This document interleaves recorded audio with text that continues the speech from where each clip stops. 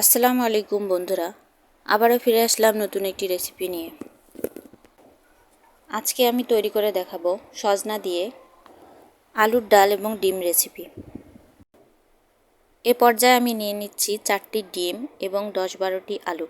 এগুলো ভালোভাবে সিদ্ধ করে নেব। আমি এখানে 4টি সজনা, 5টি পেঁয়াজ ভালোভাবে কেটে ধুয়ে নিয়েছি।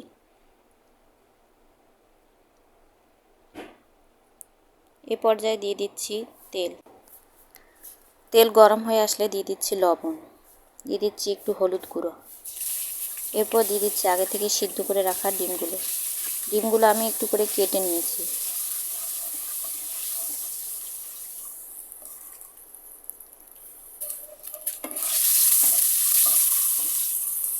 এখন ভালোভাবে ভেজে নেব।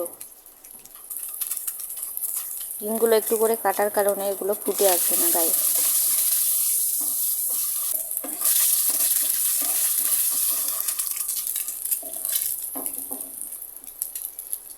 আমার ডিম ভাজা প্রায় শেষ, এখন তুলে নেব। ডিম ভাজার তেলের মধ্যে দিয়ে দিচ্ছি আগে থেকে কাটা পেঁয়াজ কুচিগুলো। এগুলো ভালোভাবে ভেজে নেব।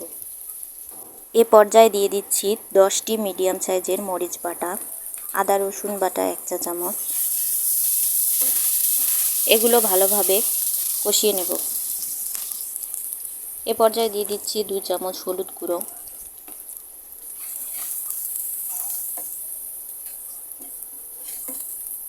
2 চামচ মরিচের গুঁড়ো এবং 3 চামচ লবণ। আপনারা আপনাদের পরিমাণ মতো দিবেন।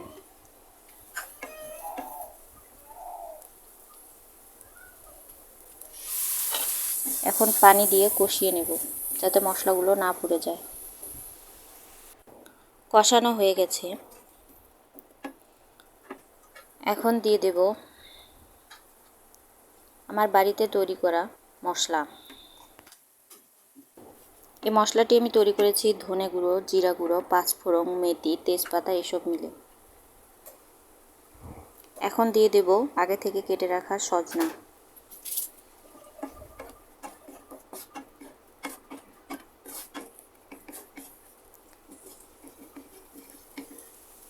সজনাগুলো কষিয়ে নেব ভালোভাবে। এখন ঢাকনা দিয়ে ঢেকে দেব। ফিরে আসছি 5 মিনিট পর।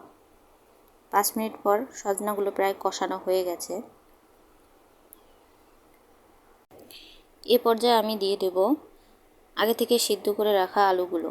এগুলো আমি ডলে নিয়েছি। এখন এই আলুগুলো 5 মিনিটের জন্য কষিয়ে নেব।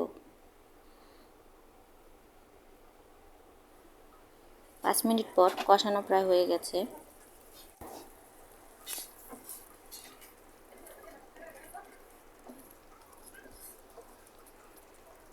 এই পর্যায়ে আমি দিয়ে দেব আগে থেকে ভেজে রাখা ডিমগুলো।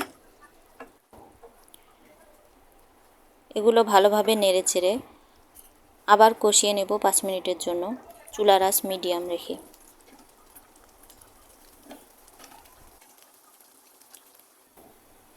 পাঁচ মিনিট পর কষানো হয়ে গেছে।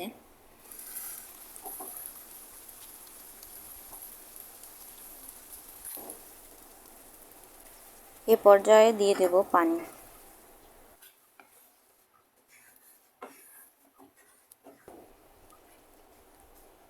এ পর্যায়ে দিয়ে দেব 1 চামচ পরিমাণ জিরে গুঁড়ো, দিয়ে ভালোভাবে নেড়েচেড়ে ঢেকে দেব 10 মিনিটের জন্য।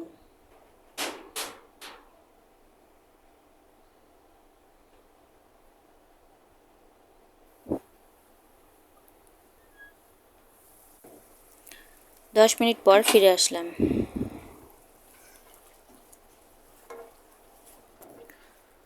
আমার রান্না শেষ, এখন চুলা থেকে নামিয়ে নেব এবং পরিবেশন করব। যারা ডিম আলুর ডাল খেতে পছন্দ করেন না তারা এভাবে সজনা দিয়ে ডিম আলুর ডাল রান্না করে খেয়ে দেখবেন, মাছ মাংসকেও হার মানাবে। যারা আমার ভিডিও শেষ পর্যন্ত দেখলেন তাদেরকে অসংখ্য ধন্যবাদ।